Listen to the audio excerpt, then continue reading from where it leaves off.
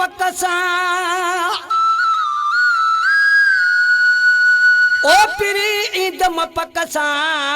अॼु जा सुभाणे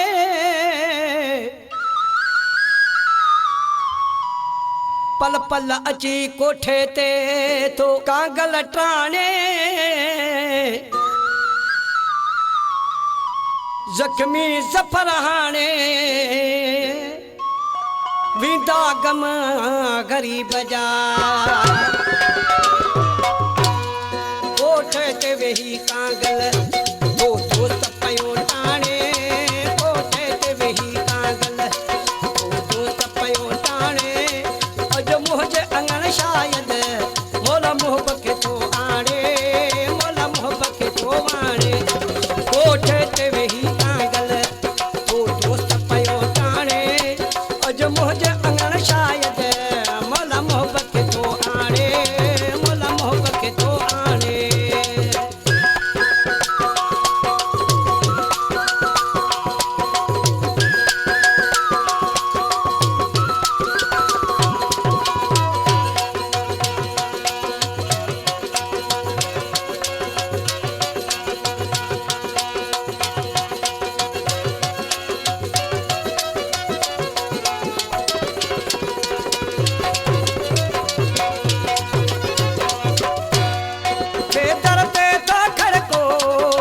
छिड़का उठा तो मां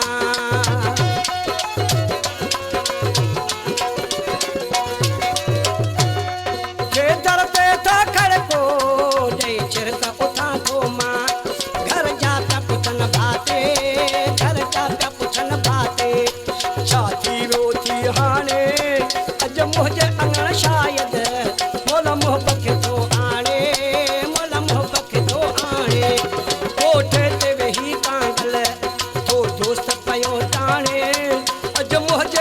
शायदि मोला मोहबत खे थो आणे मोला मोहबत खे थो आणे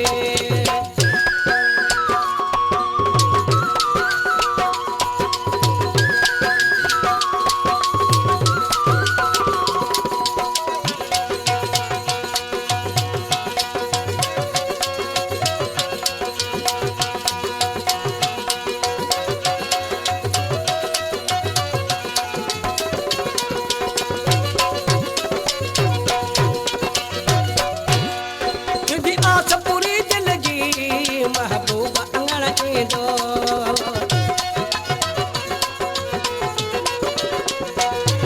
तुंहिंजी आस पूरी दिल जी जॾहिं यार अंगण ईंदो घणा सार सया सड़ंदा घणा सार सया सड़ंदा हिकु ॾींहुं ख़ुदा ॼाणे अॼु मुंहिंजे अंगण शायदि मोला मोहबत खे थो आणे मोला मोहबत खे थो आणे कोठे ते वेही कांगल दो दोस्त पयो टाणे अॼु मुंहिंजे अंगण शायदि मोला मोहबत खे थो आणे मोला मोहबत खे थो आणे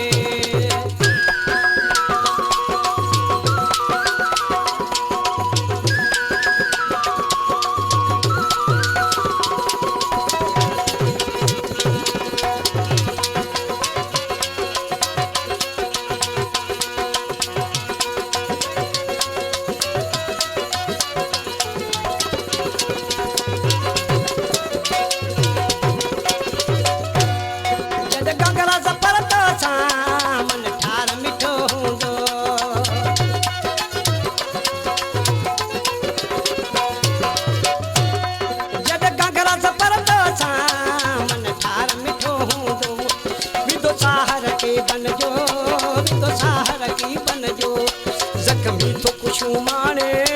अॼु मुंहिंजे अंगण शायदि मोला मोहबत खे थो आणे मोला मोहबत खे थो आणे